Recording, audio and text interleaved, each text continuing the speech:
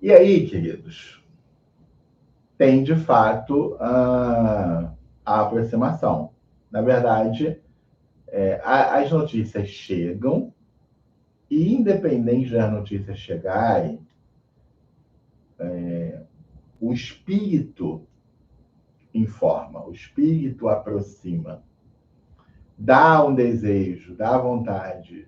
Por exemplo, a Alessandra, inicialmente, ela fez um contato comigo para que acontecesse a troca lá da conta. Né? Precisava resolver e tal, não tinha conseguido resolver ainda, né? Aquele jeitozinho dela, ô Ivan, tem que resolver isso aqui, ainda não resolveu, já tentei várias vezes, aí eu pesquisei aqui, e aí tem uma solução de ir numa loja, na loja Loja física, física tal, própria, né? Você tem alguma disponibilidade para a gente ir lá e resolver isso?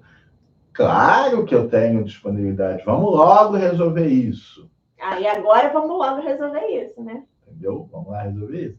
E aí começou a aproximação. Aí a gente foi lá, a gente conversou.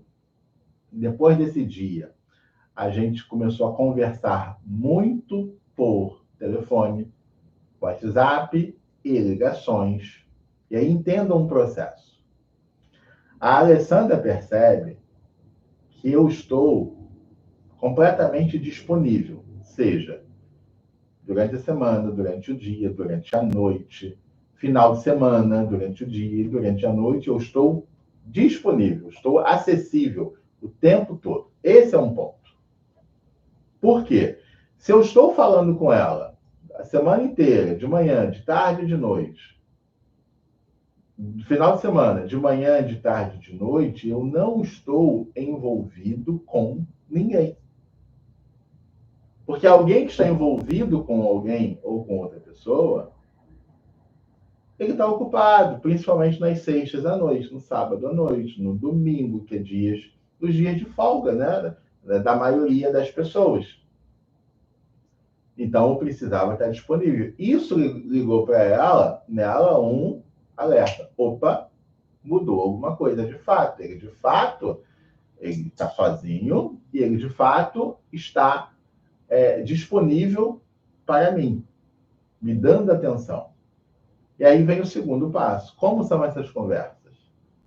O que ele tem dito? O que ele vai dizer para você? Então, o processo de reaproximação, eu preciso verbalizar que há o arrependimento. E a verbalização precisa vir junto de sinais, de comportamentos, de atitudes. Então, ainda que eu não entenda exatamente, porque ainda tem confusão, ainda tem opressão, ainda tem uma força que trabalha impedindo para que isso aconteça, mas precisa ter algum sinal e atitudes. Por exemplo, quando a gente começou a falar ali de vamos voltar, conversar sobre o vamos voltar. Ela, por exemplo, me pediu para conversar com a mãe dela. E aí, se não tem de fato arrependimento, se não tem de fato um desejo de um conserto, o homem não faz isso. O homem não vai por essa linha. Eu não te pedi para conversar com a minha mãe, né? Eu te indiquei a situação, te sinalizei a situação que tinha acontecido. Isso. Com a minha mãe. E aí eu fui lá, marquei um café, levei flores e bombom.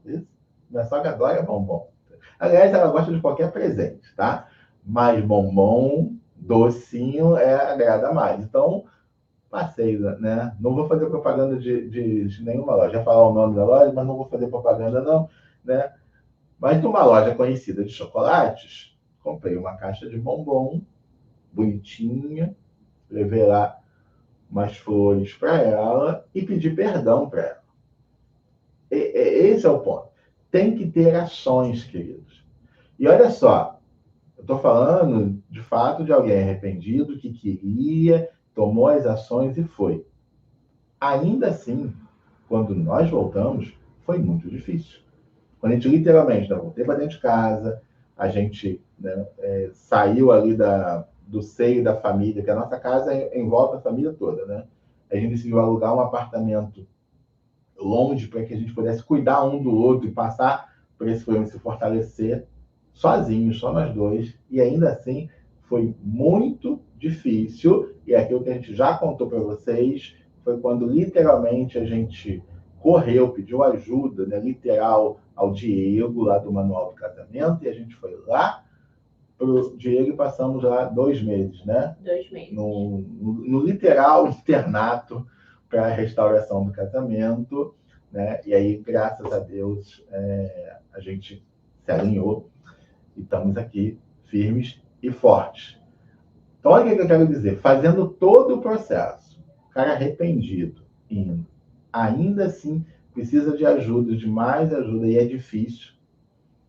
Você imagina alguém voltando de qualquer jeito. Alguém simplesmente, tô voltando para casa, tá bom. Você quer que eu volte mesmo? Vou voltar então. Vamos tentar mais uma vez. Jogando toda a responsabilidade para cima de você. Você quer que eu volte? Vou te dar mais uma chance.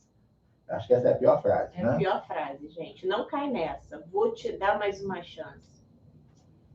Então, a aproximação, querido, ela é lenta, ela é devagar e ela tem princípios. Precisa ter tranquilidade, precisa ter oração, precisa ter ajuda, né? No nosso caso específico, como o Ivan falou, o Diego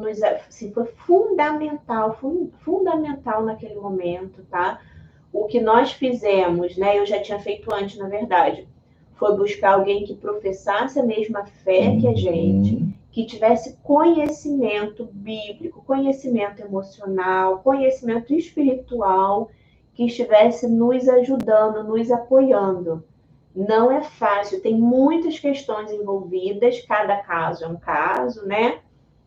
Mas, em geral, essa separação, essa quebra de aliança, essa quebra de compromisso, né? Esse escândalo todo, em geral, esse pecado todo, em geral, isso tem a ver com muitas dores da pessoa. Muitas dores minhas, muitas dores dele. Então, essa restauração pessoal, ela é extremamente necessária. Aí ele volta, eu tenho dores, ele tem dores, aí 2 dores se encontram, e aí como é que vai ser, né? Então, no meu caso, eu pedi muito ao Senhor que trouxesse para mim uma pessoa que tivesse conhecimento, porque eu não conseguiria me submeter a alguém que não tivesse um determinado nível de conhecimento e que professasse a mesma fé que eu, que acreditasse nas mesmas coisas que eu acredito. E o Senhor é tão bom, é tão misericordioso, né? Que quando eu conheci o Diego, eu ouvi do Diego palavras e expressões que eu sempre usei. Palavras que eu sempre usei, que eu sempre defendi algumas ideias, e praticamente ninguém do meu lado defendia essas ideias, a não ser meu marido, porque afinal era meu marido, e sabia o quanto eu me dedicava e eu estudava para chegar a uma frase daquela. E aí quase ninguém falava isso, ou ninguém falava determinada coisa. E aí quando eu conheci o Diego tinha os mesmos pensamentos e usava as mesmas palavras. Eu falei, nossa, né? Como é divino. Quando a gente pede com sinceridade, quando a gente coloca a nossa intenção com sinceridade, como é divino o Senhor trazer o que Ele sabe que a gente precisa. Então, precisa de ajuda. Seja do pastor, seja do padre, seja de um familiar muito sábio. Acho que você é um pouco mais específico nessa ajuda. Porque eu acho que faz muita diferença e também mostra a profundidade do arrependimento de quem volta. Quando eu chego e volto para casa, o Diego já estava na vida da Alessandra. Né? A Alessandra já vinha fazendo terapia com ele, acompanhamento com ele, já vinha ajudando ela. Eu já contei para vocês, né? A minha supervisão, ela não professava a mesma fé que eu quando tudo isso aconteceu, então a primeira coisa que eu fiz foi me desligar dessa supervisão com muito amor, com muito carinho, mas eu sabia o que aquilo ali representava para mim, Então eu me desliguei e eu comecei a orar ao Senhor que trouxesse alguém para mim. E aí, quando eu chego, a Alessandra me apresenta o Diego. Eu estava no processo de restauração, voltando para casa, e eu sabia que a gente precisava de ajuda. Eu sabia disso. E ela também. E aí, a gente conversando sobre isso, ela me apresenta o Diego. Me submeter ao Diego, que vinha dela, é uma prova de que eu estou arrependido. Porque normalmente não é isso que o homem faz. Ele, não, então vou achar uma outra pessoa mesmo, porque esse aí está do teu lado. Essa frase é do cara não arrependido, é do falso arrependimento. É de que ali dentro dele ainda tem uma luta. E você precisa se posicionar em relação a isso. Porque você tem alguém que você escolheu, que nos seus piores momentos esteve ali com você. Na verdade, o meu sentimento pelo Diego era de gratidão. Esse cara, na verdade, cuidou da minha esposa quando eu não estava lá. Quando eu quebrei todos os fundamentos que a gente construiu ao longo da vida, que eu quebrei, esse cara ajudou ela a manter de pé os fundamentos daquilo até que eu acreditava, só que em algum momento eu quebrei. Então eu ainda sou grato a ele. Esse é o meu real sentimento. Mas aí eu digo que não. Por que eu não quero esse cara? Por que eu vou escolher um outro para começar tudo do zero? Por que eu vou buscar um que eu conheça? Porque eu estou querendo esconder o quê?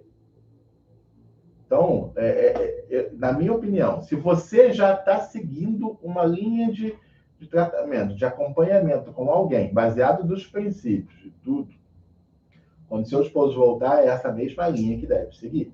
Não tem por que ter mudança. Porque justamente foi essa linha que te manteve de pé e que te ajudou, dentro dos princípios, dos posicionamentos, a restaurar o seu casamento. Por que você vai procurar outra? Que você vai ceder à vontade dele? E que direito ele tem, se ele que esteja lá fora, está voltando agora e quer exigir o quê? Não. Ele tem que se submeter. Nesse momento, o homem vai ter que se submeter. Porque, nesse momento, é ele que está restaurando. Ele que está retomando o lugar. Ele está no nível abaixo. Ele precisa se submeter. Tchau, gente. Até amanhã. Tchau, tchau. Até amanhã.